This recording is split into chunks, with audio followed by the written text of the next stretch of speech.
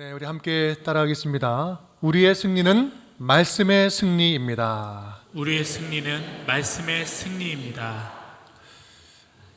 어느덧 3차 전도 여행이 되었습니다.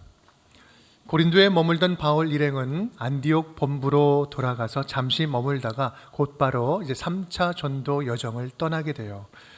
그렇게 시작된 첫 번째 사역지는 에베소라는 지역이었습니다. 오늘 이야기 배경이 되는 장소는 에베소입니다. 어쩌면 2차 전도 여행 때 드로아로 강력한 성령의 이끌림 받아 가지 않았다면 갔을 만한 동네, 갔을 만한 도시가 에베소였어요.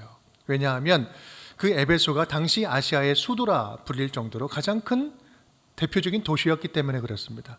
문화적으로나 정치적으로나 경제적으로나 가장 영향력 있는 도시다 보니 에베소는 자연스럽게 종교적으로도 이방신들의 집합소가 되었습니다. 특별히 풍요와 다산을 기원하는 아르테미스 여신을 섬기는 것이 이 지역의 주된 종교였어요. 사진을 좀 보면 그 여인이 있는데 앞에 뭐가 막 달려있죠. 그게 그 가슴이에요. 좀 흉측하긴 하지만 풍요와 다산을 의미하는 겁니다. 이러한 신을 섬겼어요. 또 7대 불가사의 중에 하나다라고 이야기하는 아르테미스 신전이 바로 있던 곳이 에베소였어요. 어마어마한 규모였죠. 또 문화적으로도 둘째가라면 서러울 정도였는데 지금 보는 그 그림은요, 2만 5천 명이 동시에 한 번에 들어갈 수 있는 연극장이 그곳에 있었습니다. 이거는 당시의 고대 시대에 이 정도의 규모가 없어요. 어느 곳에서 찾아볼 수 없는, 그 당시에 인구로 보면 모든 사람이 다 들어가고도 남는 그런 큰 연극장이 있을 정도였습니다. 또 당시 두란노 서원에 세워졌다고 하는 셀수스 도서관 그 앞면만 보더라도 앞면 높이가 17m예요. 한 건물에 그냥 정문이 17m였어요. 그리고 도시 안에 매춘을 하는 매음굴이 공식적으로 존재할 만큼 향락도시였어요. 그렇게 음란과 미신과 마술이 지배하던 대표적인 타락한 대도시 바로 에베소였던 거죠. 그런데 그런 도시에 바울이 들어갑니다. 그리고 여느 때처럼 복음을 전합니다. 3개월간 회당에서 말씀을 전하고 여기는 이 정도로 머물 도시가 아니다라고 감각적으로 느꼈는지 2년간을 더 머물면서 두란노 서원에서 강력한 제자 훈련을 하게 됩니다. 여러분, 에베소 사역을 보면 불꽃 튀는 영적인 대결들을 볼 수 있게 됩니다. 그렇게 말씀을 전하죠. 그러고 나니 그곳에 있는 많은 사람들이 다 주의 말씀을 들었더라라고 이야기를 하고 있습니다. 우리 10절 말씀인데 제가 읽겠습니다. 2해 동안 이같이 하니 아시아에 사는 자는 유대인이나 헬라인이나 다 주의 말씀을 듣더라. 예수 그리스도의 복음이 그곳 사람들의 심령에 침투해 들어갑니다. 복음이 있는 곳에 신비한 일도 일어나고 귀신이 제압당하기 시작합니다. 그래서 20절은 이렇게 표현하죠. 이와 같이 주의 말씀이 힘이 있어 흥왕하여 세력을 얻으니라. 말씀에 힘이 있었다고 말하는 것은 주님의 말씀이 그곳의 영적인 질서를 하나하나 잡아가기 시작했다라는 말씀이에요. 여러분, 말씀은 사람을 변화시키는 힘이 있습니다. 노맨이에요? 다시 하겠습니다. 하나님의 말씀은 사람을 변화시키는 힘이 있습니다. 예수 그리스도의 십자가의 복음은 아무리 어둠 가운데 다니는 자라 할지라도 온전케 회복시키는 능력이 있는 줄 믿습니다. 그 회복시키는 말씀의 능력이 오늘 저와 여러분에게 그냥 추상적인 추상적인 말씀이 아니라 실제적으로 역사하는 은혜로 임하는 복된 시간 될 수 있기를 간절히 바랍니다. 오늘 에베소 말씀을 통해서 오늘 우리를 말씀으로 회복시키시고 또 세상을 말씀으로 다스리시는 그 주님을 더욱더 친밀하게 만나는 복된 말씀의 시간 되기를 주님의 이름으로 축원드립니다. 그렇다면 주님의 말씀의 힘이 에베소 도시에 어떤 방법으로 구체적으로 드러나게 되었는가? 우리 첫 번째 우리 함께 따라해 볼까요? 바울의 전인적인 삶을 통해서 능력이 나타났습니다. 바울의 전인적인 삶을 통해서 능력이 나타났습니다. 바울은 먼저 회당에 들어가서 3개월 동안 하나님 나라에 대해서 강론하고 권면을 하지요. 그런데 말씀을 듣는 사람들의 반응이 그닥 좋지가 않아요. 우리 9절 말씀 함께 읽겠습니다. 어떤 사람들은 마음이 굳어 순종하지 않고 무리 앞에서 이 도를 비방하거늘 바울이 그들을 떠나 제자들을 따로 세우고 두란노 서원에서 날마다 강론하니라. 아멘.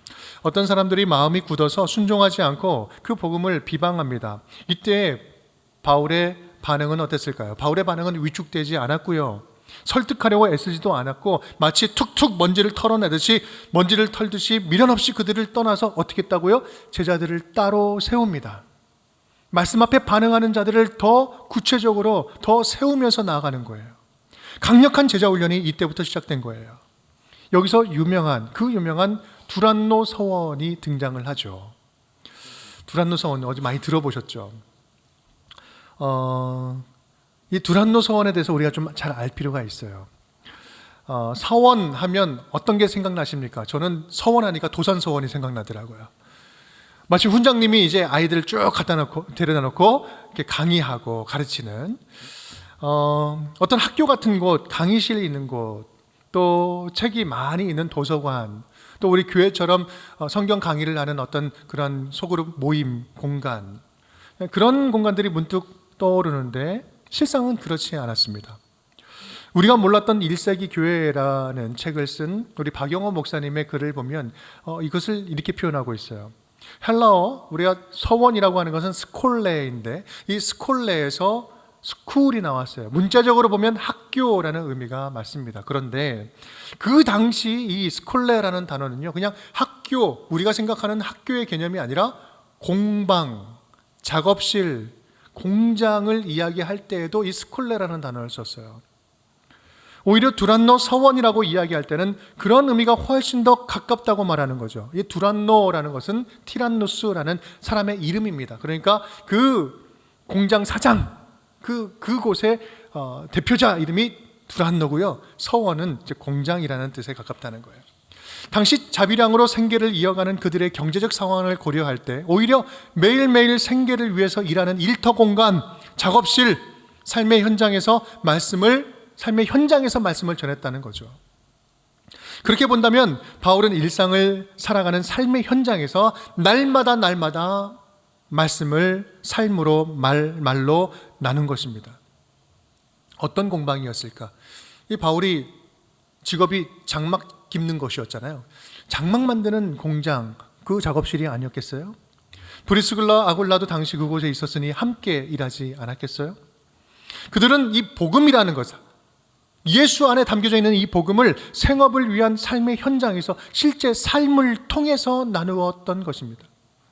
그렇게 2년간 이 두란노 공장을 말씀의 중심지가 되게 합니다. 여러분, 바울은요, 예수의 복음을 전하는데 입으로만 전하지 않았어요. 강의실의 일방적인 지식 전달이 아니라 공장이나 사무실에서 함께 일하는 선배로서, 함께 똑같은 일을 하는, 함께 땀 흘리면서 같이 일을 하고 있는 동료로서 구체적으로 삶에 적용된 말씀을 일상의 언어로 복음을 전한 것이었습니다. 그런 관점에서 보면 이 다음에 나오는 구절이 훨씬 더 잘 이해가 됩니다. 우리 12절 말씀 함께, 심지어 사람들이 바울의 몸에서 손수건이나 앞치마를 가져다가 병든 사람에게 얹으면 그 병이 떠나고 악귀도 나가더라. 아멘. 바울의 손수건이나 앞치마를 가져다가 병든 사람 얹으면 병이 떠나가고 악귀가 떠나갔다는 거예요. 장막 만드는 거친 일을 하다 보면 온몸이 땀 범벅이 됩니다. 여기서 바울의 손수건이라고 하는 것은 그 일하면서 흘리는 그 땀을 닦던 이 두 건씩 손수건을 말해요. 또 앞치마는 무엇입니까? 여러 작업을 하다 보면 염료도 있고 여러 그 더러운 것들을 이렇게 닦는 그 앞치마였어요. 그러면 이 손수건과 앞치마에 담긴 영적인 의미가 무엇일까요? 그것은 하나님의 말씀으로 치열하게 일상을 살아낸 삶의 흔적을 말하고 있는 것입니다. 일상의 삶을 말씀대로 살아낸 흔적 위에 하나님의 기적과 하나님의 능력이 담아지고 있다라는 말씀을 하고 있는 거예요. 여러분, 교회 생활, 직장 생활, 가정 생활, 따로따로 떨어진 생활들이 아니에요. 모든 일상의 순간순간마다 하나님의 말씀대로 살아가려고 몸부림치는 성도의 삶이야말로 하나님께서 쓰시는 가장 강력한 선교의 도구가 된다라는 말씀입니다. 바울은 물론 때를 얻든지 못 얻든지 복음을 전했어요. 하지만 우리가 그보다 먼저 기억해야 할 사실은요, 바울은 말로 복음을 전하기 이전에 이미 삶으로 복음의 삶을 보여주었던 사람이었다라는 거예요. 여러분, 우리도 그랬으면 좋겠습니다. 우리 운전교회 성도님들도 좀 그런 성도가 되었으면 좋겠어요. 물론 우리가 말하는 복음의 구체적인 내용도 중요하죠. 하지만 그보다 누가 그 복음의 말씀을 전하는지가 더 중요해요. 어떤 사람이, 어떤 존재가 되어서 말씀을 전하는가. 우리가 누군가에게 아주 이 기쁨의 이 천국 복음을 전하는데 만약에 마지못해서 전하거나 괴로워하면서 전하거나 우리끼리는 막 서로 막 싸우면서 전하거나 내 것 전혀 내려놓지 않고 욕심 부리면서 감사함 없이 기쁨 없이 하나님을 알지 못하는 모든 세상 사람들과 똑같이 세속적으로 살아가면서 세속적으로 판단하면서 세속적인 것에 우리가 매몰되면서 살아가면서 복음을 전한다면 우리가 전하는 그 복음이 듣는 사람에게 복음처럼 전해질 수 있겠습니까? 너나 잘하세요 이러겠죠. 우리 바라기는 저와 여러분의 일상의 삶에 하나님의 말씀의 흔적들이 많이 담겨졌으면 좋겠습니다. 힘들고 어렵지만 그럼에도 말씀 앞에 순종할 때 주님께서 회복시켜 주신 아름다운 이야기들, 그 이야기들이 우리 주변에, 삶의 주변에 얼마나 많이 있습니까? 제가 지난주에 한 권사님과 이야기를 나누는데 그런 은혜를 나눠주시는 거예요. 5년 전에 우리 교회에 처음 올 때에는 정말 힘든 상황이었다. 절망 가운데 절망 중에 절망이었다. 남편과는 파경 직전이었고 가정은 깨질 그 절체절명의 위기 상황이었는데 더 이상 내려갈 수 없을 그때 주님께서 들려주시는 마음, 남편을 불쌍히 여겨보지 않을래? 그런 말씀에 감동을 주셔서 그 말씀 하나 붙잡고 권사님 먼저 힘들지만 태도를 바꾸고 열심히 섬기다 보니 진짜 기적이 일어났다는 거죠. 예전에 자기라면 절대 할 수 없는 일들을 자기가 하고 있는 거예요. 문자도 보내고 원수 같은 남편 칭찬할 거리 더 칭찬해주고 작은 일에도 감사 표현하고 들어오면 따뜻하게 밥 해주고 부담스럽지 않게 그때마다 살짝 칭찬해주고 격려해주고 문자 주고 기다려주고 그렇게 할 수 없는데 자기가 그렇게 하는 것이 첫 번째 기적이고 그러한 섬김에 남편이 스위트하게 변한 것이 두 번째 기적이고 기적이 일어났다는 거죠. 제가 봐도 그 집은 기적이에요. 그만큼 그 말씀에 순종하는 삶에 큰 일이 일어난 거죠. 여러분, 우리가 삶으로 주의 말씀을 보여줄 수만 있다면 그거야말로 하나님의 가장 강력한 변화의 도구가 될 수 있는 거 아니겠습니까? 2000년 전 바울의 삶을 에베소 도시를 변화시키는 말씀의 도구로 쓰신 것처럼 지금 이곳에 있는 저와 여러분도 우리 말씀으로 충만하여서 우리가 살아가는 모든 삶의 현장들을 하나님 나라로, 하나님이 기뻐하시는 천국으로 바꾸어낼 수 있는 우리 모두가 될 수 있기를 주님의 이름으로 축복합니다. 우리 두 번째입니다. 우리 함께 따라하겠습니다. 말씀의 능력은 흉내낸다고 될 일이 아닙니다. 말씀의 능력은 흉내낸다고 될 일이 아닙니다. 바울에게서 이러한 신비한 일들이 일어나니까요, 그 지역에 있던 마술사들이 부러워하기 시작해요. 시기하기 시작합니다. 그리고 따라해보기 시작하는 거예요. 그 중에 유대 제사장 스게와의 7 아들도 있었다라고 표현을 하고 있습니다. 그가 이렇게 이제 귀신을 보고 이야기를 하는 거예요. 귀신 들린 사람 보고 얘기하는 거죠. 내가 바울이 전파하는 예수를 의지하여 너에게 명하노라. 아니, 자기가 의지하는 예수도 아니에요. 바울이 의지하는 예수의 이름을 들어서 내가 너에게 명한다, 이렇게 이야기를 하죠. 그때 악귀가 대답을 하죠. 이렇게 대답합니다. 함께 읽어보겠습니다. 악귀가 대답하여 이르되 내가 예수도 알고 바울도 알고 너희는 누구냐 하며 악귀 들린 사람이 그들에게 뛰어올라 눌러 이기니 그들이 상하여 벗은 몸으로 그 집에서 도망하는지라. 여러분, 재밌는 사실은요, 지금 귀신이 진짜 성도인지 가짜 성도인지를 정확하게 구분하고 있다는 사실이에요.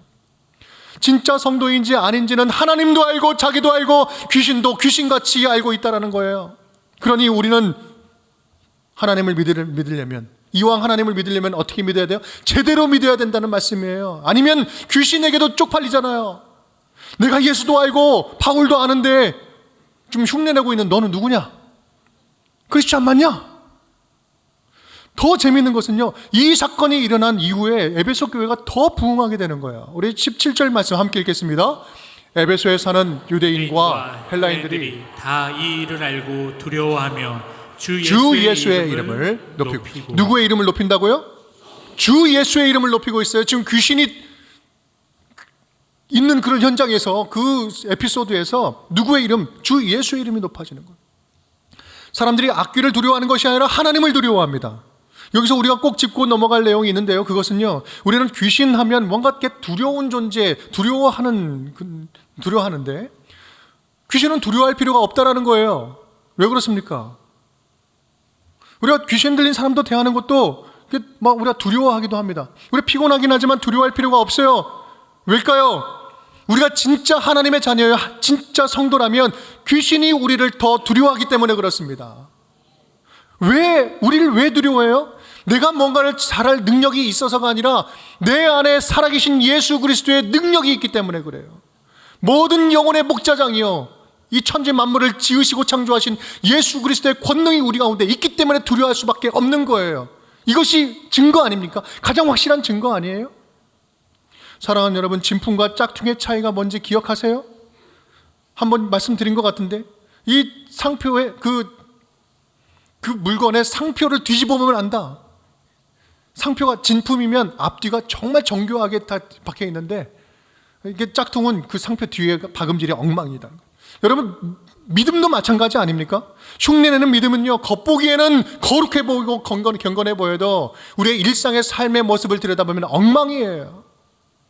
진짜 믿음은 겉으로 흉내내는 믿음이 아니라 말씀 가운데 반응하고 말씀을 듣고 겸손하게 순종하는 믿음이 진짜 믿음인 거죠. 우리는 이것을 경건이라고 이야기를 합니다. 디모데후서 3장 5절 말씀 함께 읽겠습니다. 경건의 모양은 있으나 경건의 능력은 부인하니 이 같은 자들에게서 내가 돌아서라. 제가 목사 안수를 받고 정말 간절하게 드린 기도가 바로 이 기도였습니다. 주님, 목사 흉내내는 목사가 아니라 진짜 목사가 되게 해 주옵소서. 제가 목사 안수를 받았는데요, 제가 봐도 너무나 부족한 거예요. 사역할 때마다 제가 열심히 해보려고는 하는데 내가 지금 이걸 목사 흉내를 내는 건가? 진짜 목사인가? 본인 스스로를 돌아보기에 너무 심각한 도전이 되고 또 고민이 되었어요. 그럴 때마다 하나님은요, 마치 확인이라도 시켜주듯이 저에게 두 종류의 사역을 꼭 맡겨주셨습니다. 그게 뭐냐면, 첫 번째는 장례였어요. 정신이 없어요. 그리고 두 번째는 우리 교구에 꼭 귀신 들린 사람을 우리 교구에 많이 보내주셨어요. 여러분, 장례하고 축기 사역은요, 흉내낸다고 할 수 있는 사역이 아닌 거 아십니까? 사랑하는 가족이 먼저 하늘나라를 가면서 너무나 슬퍼하는 그 영혼들, 그 사람들에게 죽음 너머 있는 영원한 천국, 영원한 생명을 담대하게 선포하고 위로하는 것, 또한 귀신 들린 사람을 말씀으로 회복해 나가는, 그러한 계속해서 말씀으로 회복해 나가는 일들 하다 보면은요, 정신이 바짝 드는 거예요. 왜요? 이 일은 지금 내가 할 수 있는 일이 아니구나. 내가 하고 있는 일이 아니구나. 제 안에 계신 성령께서 말씀으로 위로하게 하고 말씀으로 귀신 들린 성도들을 회복시켜 나가는 거예요. 여러분, 이런 사역은요, 절대로 흉내낸다고 할 수 있는 사역이 아닙니다. 그럴 때마다 저는 주님이 맡겨주신 이 사역들은, 이 주님이 맡겨주신 이 사역들은 처음부터 내 능력, 내 실력으로 할 수 있는 것이 아니었구나. 주님께서 내 안에서 말씀으로 사역하게 하시니 내가 지금 이렇게 할 수 있는 것이구나. 여러분, 아무리 내가 감정이 풍부하고 동정심이 많아도요, 내 안에 있는 감정으로 누군가를 위로하는 거, 위로할 수가 없어요. 위로가 안 돼요. 아무리 실력을 쌓고 경험이 많아도 성령이 제 안에서 주도하시지 않으면 여기는 어떤 성도님, 어느 성도님 한 분도 영적인 영향을 줄 수가 없는 것이죠. 저는 그때 분명히 배웠습니다. 유 목사야, 네가 성령을 의지해서 말씀으로 사역하고 있느냐? 성령을 의지해서 말씀으로 사역하고 있느냐? 그렇다면 이 순간만큼은 누가 뭐래도 너는 진짜다. 진짜 목사다. 걱정하지 말아라. 잘하고 있으니 열심히 해봐라. 사랑하는 여러분, 우리에게는 경건의 모양이 아니라 경건의 능력이 필요합니다. 경건의 능력이 필요해요. 경건의 능력이 있으면 경건의 모양은 어떤 식으로든 자연스럽게 어떤 식으로든 보여지고 드러나게 되겠어요. 그런데 경건의 능력은요, 내가 흉내낸다고 생기는 것이 아니라 겸손하게 내게 주시는 말씀을 나에게 주신 레마의 말씀으로 듣고 받고 순종하는 것 외에는 없어요. 순간순간 하나님께서 들려주시는 그 말씀 앞에 반응하는 거예요. 이것이 우리가 진짜 성도인지 가짜 성도를 가름하는 핵심인 것입니다. 간절히 바라기는 우리 이곳에 모여있는 우리 모두가 진짜 성도가 되었으면 좋겠어요. 진짜가 될 수 있기를 간절히 바랍니다. 귀신이 볼 때마다 두려워할 만한 진짜 성도예요. 나 자신 스스로 바라볼 때는 부끄럽지 않은 하나님의 아들이요, 하나님의 자녀다운 사람이요, 또 하나님이 보시기에는 어떤 일도 믿고 맡길 만한 진짜 크리스찬, 진짜 성도님들이 될 수 있기를 주님의 이름으로 축복합니다. 우리 세 번째입니다. 함께 따라하겠습니다. 우리의 승리는 말씀의 승리입니다. 우리의 승리는 말씀의 승리입니다. 에베소에 있던 가짜들이 진짜를 만나니 이제부터는 가짜의 삶이 뒤집어지기 시작합니다. 예수 그리스도의 복음이 전해지니 마술의 도시, 그 에베소 도시가 영적으로 변화돼요. 특별히 이 마술사들이 변화되기 시작합니다. 회심을 합니다. 급기야는 그들이 가지고 있던 모든 책들을 다 모아다가 한 곳에 모아서 불살라버립니다. 19절 말씀이죠. 우리 함께 읽어보겠습니다. 또 마술을 행하던 많은 사람들이 와서 그 책을 모아 가지고 와서 모든 사람 앞에서 불사르니 그 책값을 계산한 즉 은 5만이나 되더라. 아멘. 지금 은 5만이다, 책 불살랐다, 얼마 정도 되는 규모인지 잘 모르겠어요. 은 5만, 이 은이라는 단어는 아르키리온이라는 그 단어인데 하루 품삯을 이야기합니다. 5천 드라크마, 지금으로 따지면 환산해보면 얼마냐면 최소 30억에서 50억이 되는 거예요. 어마어마한 돈, 책값만 지금 30억, 50억이 되고 있는 거예요. 우리 교회 1년 예산을 훨씬 뛰어넘는 겁니다. 또한 이 액수를 떠나서요, 이 책을 불태운다, 책을 불태우는 행위는 역사적으로 아주 악명 높은 그 상징적인 행위죠. 역사적으로는 히틀러, 또 우리 진시황이 분서갱유를 했는데 이 시대의 가치관과 그 의식, 시대의 모든 지혜를 인위적으로 바꾸려고 하는 독재자들의 만행이었죠. 그만큼 책을 불태운다는 것은 당시 사고의 흐름, 이 지식의 흐름, 이것을 변화시키는 의미심장한 행위였던 것입니다. 그런데 오늘 이제 그렇게 책을 불태우고 있어요. 그런데 오늘 본문에서 독특한 사실이 있다면 그것은 여기서는 자발적으로 다 불태우고 있다는 거예요. 누가 시켜서가 아니라 자발적으로 자기들의 의식과 신념의 방향, 사고의 방향을 지금 틀고 있는 거예요. 완전히 돌이키고 있는 거예요. 여러분, 마술책이 어떤 책입니까? 이 비싼 것도 비싼 거지만 마술책은 당시 사람들이 그들 안에 있던, 그들 마음 안에 있던 이 불안감을 해소하기 위해서 신봉하던 그 신적인 상징물이었어요. 그들에게 마술책이 필요하고 마술책 없으면 못 살 것 같고 마술책이 유행하고 그래서 많이 사들이고 많이 만들고 모았다라는 것은요, 그만큼 그들 안에 불안이 많았고 그 불안을 없애기 위해서는 엄청난 대가를 지불하며 그것을 의존하면서 살았다는 말씀이잖아요. 그런데 그 모든 것들을, 의존했던 것들을 다 불태워버린다는 것은 영적으로 부활하였다, 영적인 부활을 의미하는 것입니다. 이제 진짜 구원자 예수 그리스도를 만났으니, 진짜 구원자를 만났으니 나는 이제 절대로 이전처럼 불안해하지 않을 수 있습니다. 나는 예수 안에서 가장 안전해졌습니다. 나는 이제부터는 다른 거 의지하지 않겠습니다. 결단하고 선포하는 거였죠. 적당하게 깨달은 것이 아니라 좋은 말씀이다, 오늘은 좀 그래도 들을만하네, 이런 들은 말씀이 아니라 완전히 삶을 돌이키는 말씀, 회개했다는 말씀이죠. 죽음을 향해서 열심히 달려가는 자들이 영원한 생명을 향해서 방향을 전환하고 달려가기 시작합니다. 그들은 마술책을 불태우고 성경책을 받았어요. 종교 산업을 포기하면서 돈과 재정은 다 잃어버렸을지 몰라도 영적인 승리를 얻었습니다. 이것처럼 돈으로 살 수 없는 값진 일이 어디 있겠습니까? 에베소 광장 앞에 그 모여진 수많은 50억 되는 그 책들이 함께 모여서 이제 불타오르기 시작합니다. 그 타오르는 연기, 여러분 한번 상상해 보십시오. 그냥 불탔다 이게 아니라 그 마을 도시 전체를 지금 새까맣게 덮고 있는 거예요. 타오르는 연기와 불이 에베소 도시 하늘에 사라지지 않고 가득해 있는 모습, 여러분 혹시 상상이 되십니까? 구약의 성령에 능통했던 바울이 바라볼 때 어떤 마음이었을까요? 여호와의 영광이 솔로몬 성전 건축하고 위에 가득 구름으로 임했던 것처럼 지금 이 에베소를 하나님의 거룩한 성전으로 바꾸어내는 그 놀라운 멋진 광경으로 바라보지 않았을까요? 우상으로 가득한 땅이 말씀으로 채워진 새로운 땅으로 변화되고 있어요.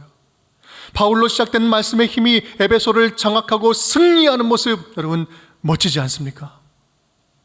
바울은 훗날 이곳에 이 에베소에 가장 본인이 신뢰하는 영적인 후계자, 누구요? 디모데를 목회자로 세웁니다. 그리고 디모데 후서 마지막에 서신서를 보내면서 이런 것을 부탁을 하죠. 디모데 후서 2장 2절입니다. 함께 읽겠습니다. 또 내가 많은 증인 앞에서 내게 들은 바를 충성된 사람들에게 부탁하라. 그들이 또 다른 사람들을 가르칠 수 있으리라. 아멘. 제가 이 본문 말씀을 이야기할 때마다 말씀드리는데, 여러분 이거는 이 말씀은 굉장히 중요한 메시지를 담고 있어요. 이 짧은 한 문장 안에 믿음의 4세대가 등장을 하고 있어요. 바울, 디모데, 충성된 사람들, 또 다른 사람들, 계속해서 등장하는 거, 이어지는 거죠. 이게 무슨 말이에요? 믿음의 사람들, 믿음의 역사는 멈추지 않고 계속해서 이어져야 한다. 주님 오실 그날까지 이 믿음의 역사, 믿음의 사람들은 전수되고 이어져야 된다는 말씀이죠. 그런데 계속해서 이어지는 이 믿음의 세대에 반드시 변질되지 않고 반드시 유지되며 소멸되지 않고 이어져야 할, 전수되어야 할 것이 무엇입니까? 그것은 바로 네가 많은 증인 앞에서 내게 들은 바, 내가 말씀한 그것, 주 예수 그리스도의 말씀, 목숨 걸고 전한 예수 그리스도의 십자가의 복음의 말씀만큼은 변질되지 않고 편개치 아니하고 끊임없이 세대를 이어서 이어져야 가야 한다, 이 말씀을 하고 있는 거 아니겠습니까? 사도행전의 저자 누가도 에베소에서 일어난 모든 영적인 대결들, 영적인 전복 현상들, 이러한 놀라운 부흥을 가능케 한 요인을 한 문장으로 짧게 분명하게 선명하게 정리해주고 있어요. 그것이 20절 말씀입니다. 우리 함께 읽어보겠습니다. 이와 같이 주의 말씀이 힘이 있어 흥왕하여 세력을 얻으니라. 아멘. 이런 일들이 어떻게 가능하다고요?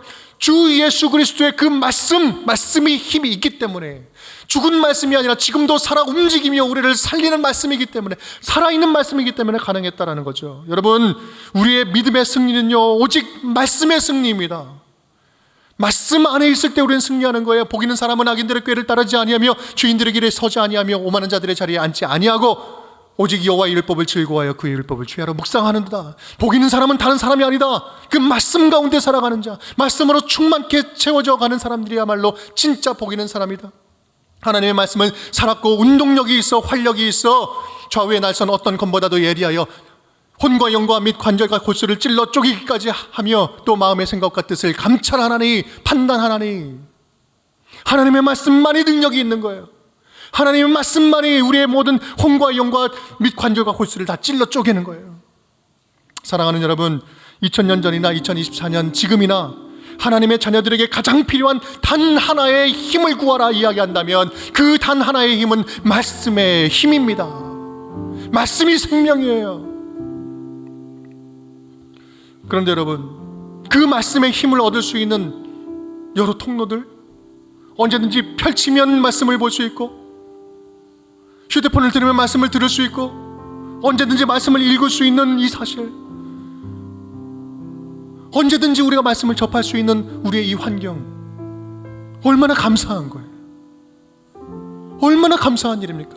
생명의 말씀이 지금 우리와 함께 동행하고 있고, 언제든 눈만 들면, 손만 뻗으면 닿을 수 있는 그 자리에 말씀이 있어요. 여러분, 제가 이 말씀을 드리면서 우리 반석교회 이야기를 안 할 수가 없어요.